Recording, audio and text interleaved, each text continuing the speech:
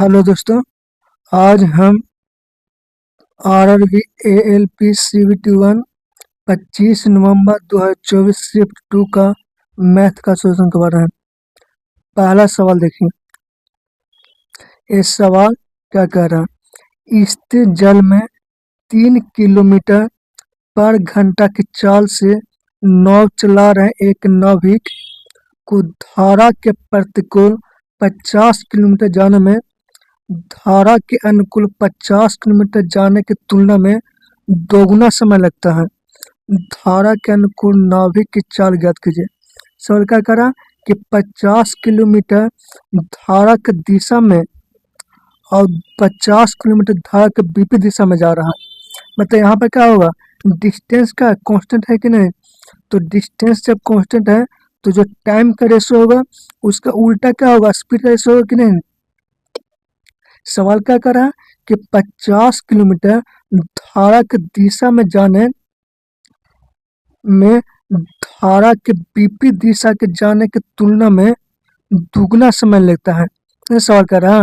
मतलब सवाल क्या कर रहा है कि अगर हम धारा की दिशा में अगर वे एक समय में 1 घंटा में तय करता है तो धारा के विपरीत दिशा में कितना समय कहता है? 2 घंटा। क्या कर रहा है कि धारा की दिशा में अगर वह 1 घंटा में तय करता है तो धारा के विपरीत दिशा जाने में उसको 2 घंटे का समय लगता है। ये क्या हो गया, टाइम का रेशो हो गया। तो टाइम का जो रेशो होगा उसका उल्टा क्या होगा, स्पीड का रेशो होगा कि नहीं? अगर 1 घंटा उसको धारा की दिशा में जाने में टाइम लगा हुआ तो धारा की दिशा में नाव की चाल क्या होगा, एक्स प्लस वाई। लेकिन यहाँ पर उल्टा लिखना होगा, एक्स माइनस वाई, और ऊपर क्या होगा, एक्स प्लस वाई। करके जब डिस्टेंस कांस्टेंट होता है तो टाइम का जो रेशो उसका उल्टा स्पीड का रेशो है। अगर 1 घंटा वो धारा की दिशा में जा रहा है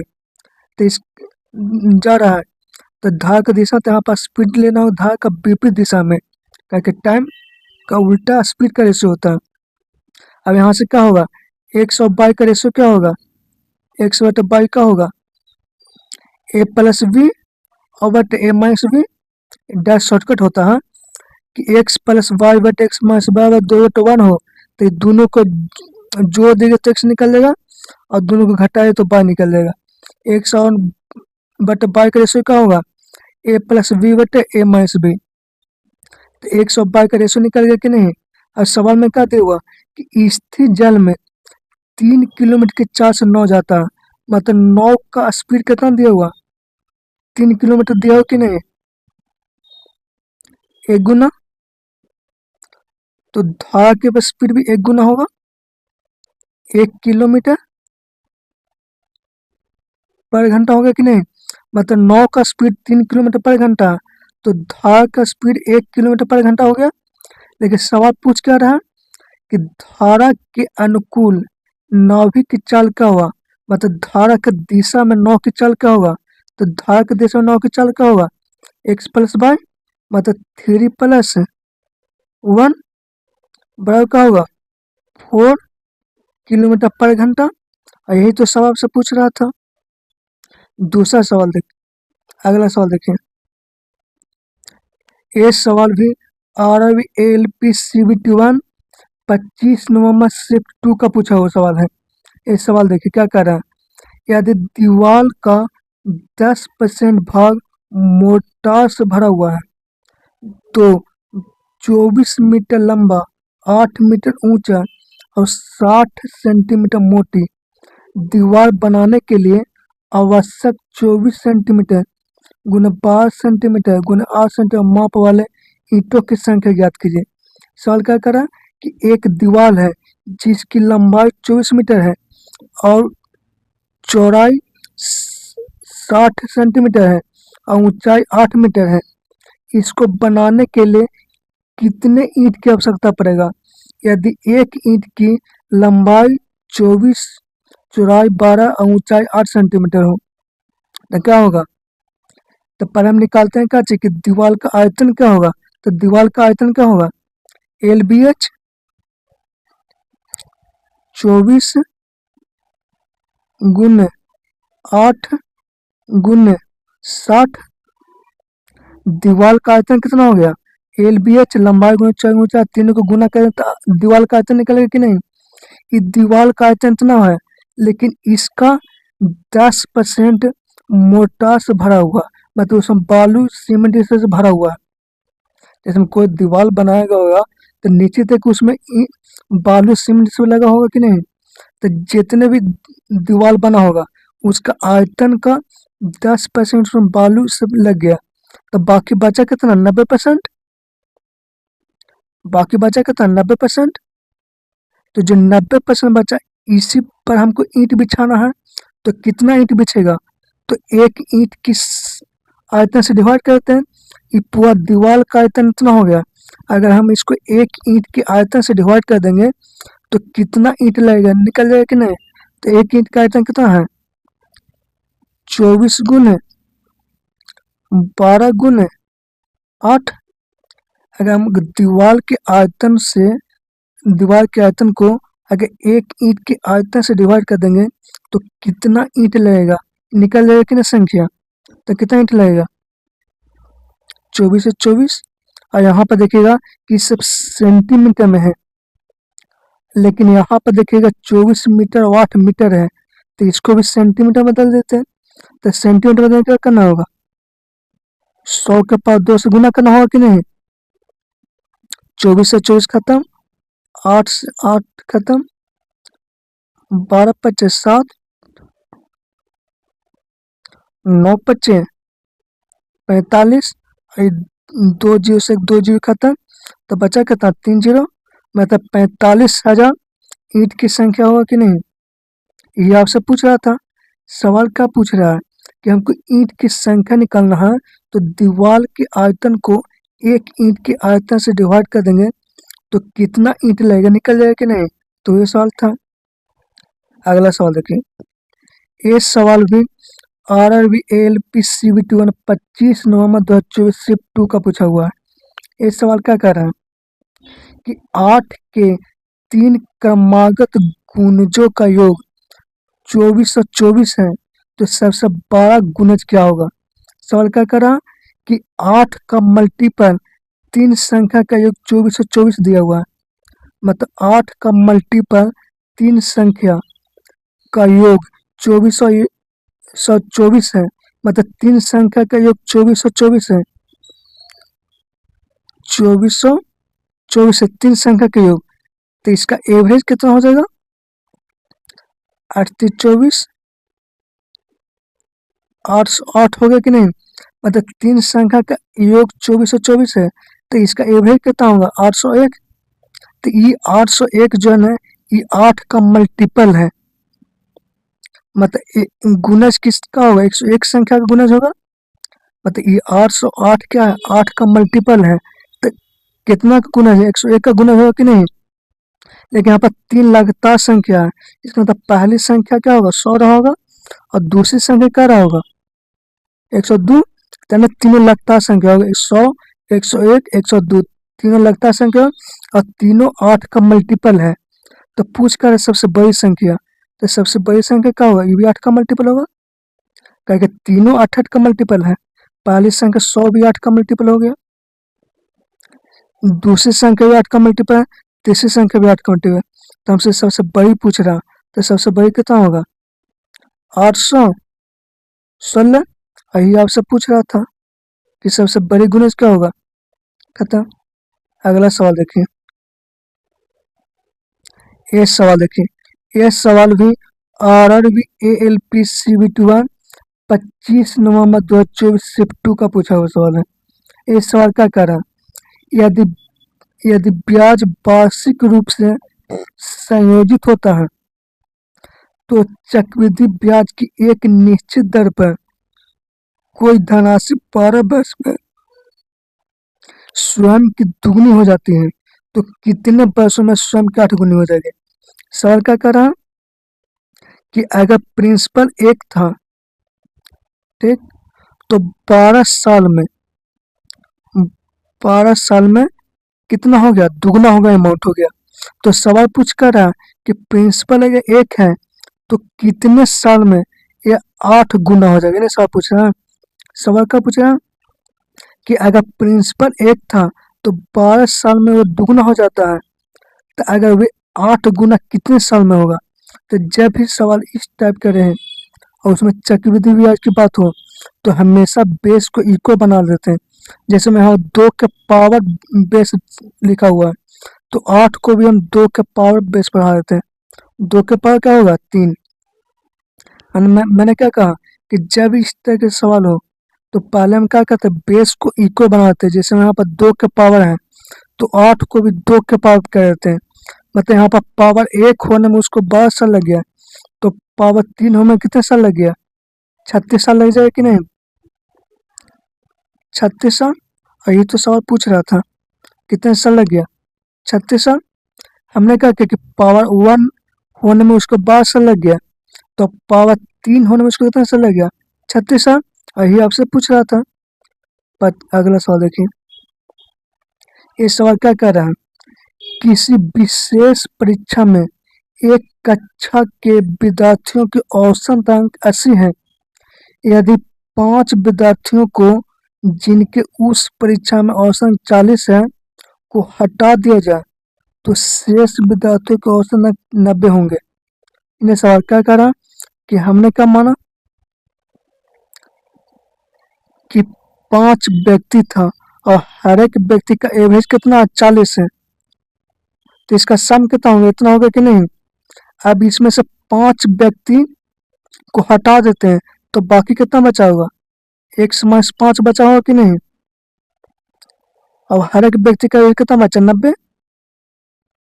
तो ये किसके बराबर हो गया, टोटल एक्स स्टूडेंट था और उसका एवरेज कितना 80 है, इक्वल कर दिए। हमने क्या माना कि टोटल एक्स स्टूडेंट था और हर एक का एवरेज 80 है, तो सम कितना होगा, 1/80। तो उसमें से 5 को हटा दिए तो बाकी बचा कितना, 1/5। दोनों इक्वल कर दिए, कितना हो गया 90x मतलब 80, 10x बराबर क्या हो गया 9×5 = 45, 450 और 200 मतलब 250। तो x का मान कितना हो गया 25। और ये तो आपसे पूछ रहा था कि परीक्षा लिखने वाले विद्यार्थियों की संख्या कितना, तो 25। ये आपका आंसर हो गया। अगला सवाल देखिए, ये क्या कह रहा है कि पिछले वर्ष एक स्कूल में 610 लड़के थे, इस वर्ष संख्या में 20% की कमी आई है। यदि इस वर्ष स्कूल में लड़कियों की संख्या लड़कों की कुल संख्या 175% है।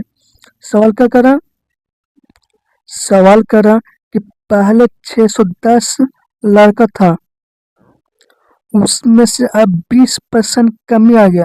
20% कमी आने का मतलब क्या हुआ, 4/5 अब बच रहा, तो कितना हुआ 5 दूनी के 10, 2 4 दूनी के 8, अच्छा के 48।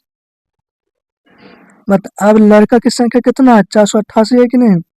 अब क्या कर रहा है कि लड़कियों की संख्या लड़कों की कुल संख्या 175% है।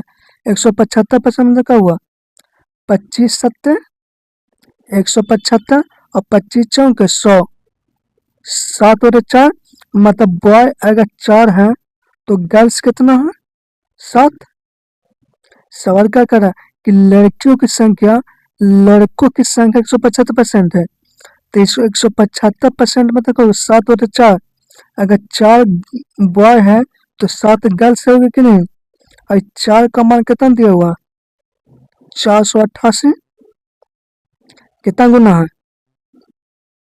122 गुना। तो 7 भी 122 गुना होगा कि नहीं। कितना लड़के हो गए, 7 दूनी के 14, 7 दूनी के 14 15, 7 1 884 होगा कि नहीं। और ये आपसे पूछ रहा था कि लड़कियों की संख्या कितना होगा, तो 884। अगला सवाल देखिए, ये सवाल क्या कर रहा है, किसी वस्तु पर कार्य में 20% की कमी की जाती है और उसकी खपत में 15% की वृद्धि हो जाती है, तो कार्य राजस्व पर क्या प्रभाव पड़ेगा? सीधे सक्सेसिव का सवाल है। क्या हुआ कि 20% का कमी हो रहा, फिर 15% का वृद्धि हो रहा, माइनस 20 गुने 15 और बटे 100 कितना हो गया? -5 -3 5 के 30, तब 8 का कमी आ गया कि नहीं? तो 8% डिक्रीज हुआ 8%। पहला आंसर होगा कि नहीं? अगला सवाल देखिए, ये सवाल क्या कर रहा है? यदि दो समानांतर रेखाओं को प्रतिच्छेद करने वाली एक तिर्यक छेदी रेखा के एक ही तरफ के दो अंतः कोणों का अनुपात 2:3 है। सवाल क्या कर रहा है कि जैसे में दो समांतर रेखा है, तो एक तिर्यक रेखा होगा, तो इसके दोनों एक ही तरफ का दो कोण जो है, इसका अनुपात कितना दिया हुआ है? 2:3 दिया हुआ। तो ये दोनों कोण का सम कितना होता है? मतलब 5 यूनिट का मान कितना होता है? 180 डिग्री होता है कि नहीं? मतलब दो समानांतर रेखा उसके बीच एक तिर्यक खींचते हैं, तो ये दोनों कोण का सब क्या होता है? 180 डिग्री। मतलब 5 यूनिट का मान 180 डिग्री है कि नहीं? तो सवाल पूछा 12 कोण, मतलब 3 यूनिट का मान कितना होगा? 36 गुना ही है, तो ये भी 36 गुना होगा कि नहीं?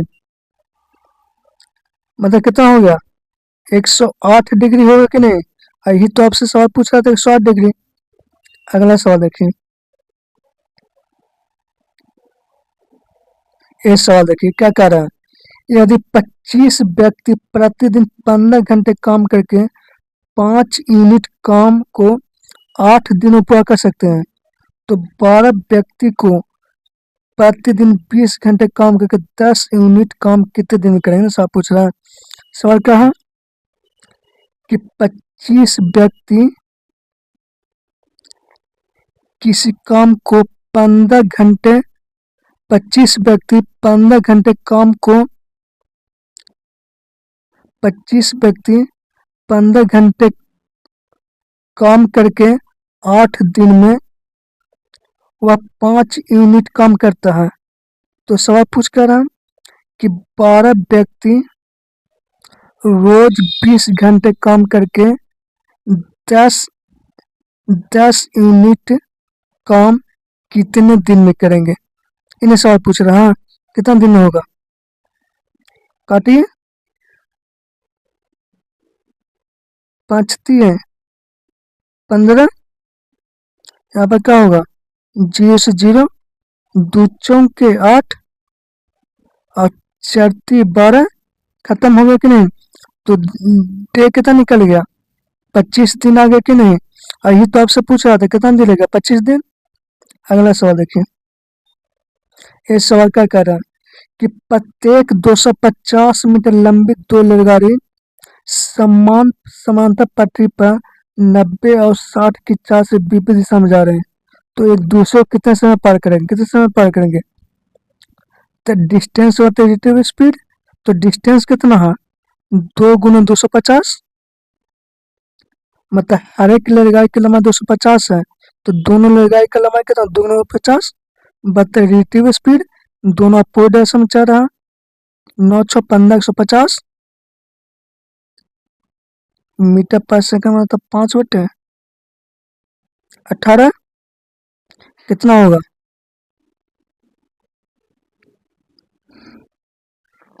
5 है 15, 3 6 18, 6 दूनी के 12 सेकंड लगा कि नहीं?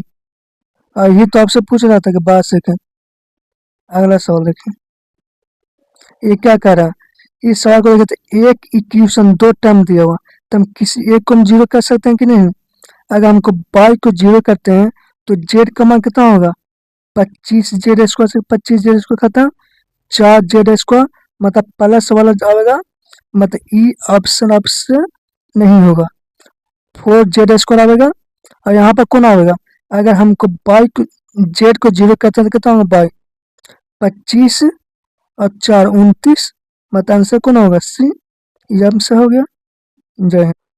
अगला सवाल देखिए, ये सवाल भी अच्छा सवाल है। इसमें क्या कर रहा है कि पहले इसको हम क्या करते हैं, बेस को इक्वल बना देते हैं।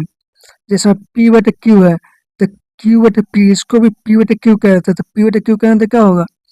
जैसे मैं यहाँ पर क्या लिखा हुआ कि पावर 2 के पावर m प्लस 2, ये पावर है कि नहीं? जब हम बेस इक्वल बना देंगे तो पावर का इक्वल हो जाएगा कि नहीं? तो 9 माइनस 9 और प्लस m, जब हम p बटे क्यू है तो इसको q बटे जो p है इसको p बटे क्यू करेंगे तो ऊपर क्या होगा? चिन्ह बदल जाएगा कि नहीं?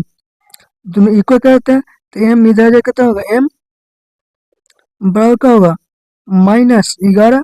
ये आपसे पूछ रहा था हमसे। अगला सवाल देखिए, ये क्या कर रहा है कि जब इस समानुपात होता है तो क्या होता है? इन ये दोनों का गुना और ये दोनों का मल्टीपल इक्वल होता है कि नहीं? 18 गुने बाई बराबर क्या होगा? 24 गुने 24, 6 चौका 24 और 8 तिया 24, मतलब बाई क्या हो जाएगा? 32। ये आपसे पूछ रहा था। अगला सवाल देखिए, क्या पूछा है कि 30 और 50 के बीच सभी अभाज्य संख्या का औसत। तो 30 और 50 के बीच अभाज्य संख्या क्या होगा? 30 के बाद 31 अभाज्य संख्या, 32 33 34 35 36 37 38 39 40 41 अभाज्य संख्या, 42 43 44 45 6 47 48 49, इतना अभाज्य संख्या है। तो इसका सम क्या होगा? जो ये 7 3 10 17 2 7 3 10 19, हाथ में 1 4 3 12 12 6 18 19, इसका सम आ गया कि नहीं? अब इसका एवरेज निकालना है, तो जे वो संख्या उसे डिवाइड करते हैं। 1 2 3 4 5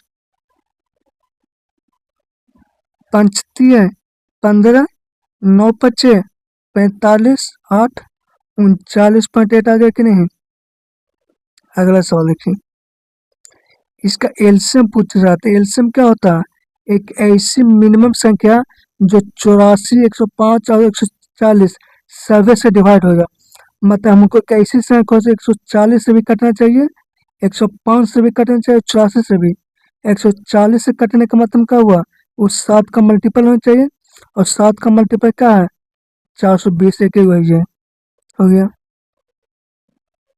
ये देखिए, 4 का मतलब क्या हुआ कि लास्ट का 2 डिजिट 4 से कटना चाहिए। सी। ये क्या कर रहा है?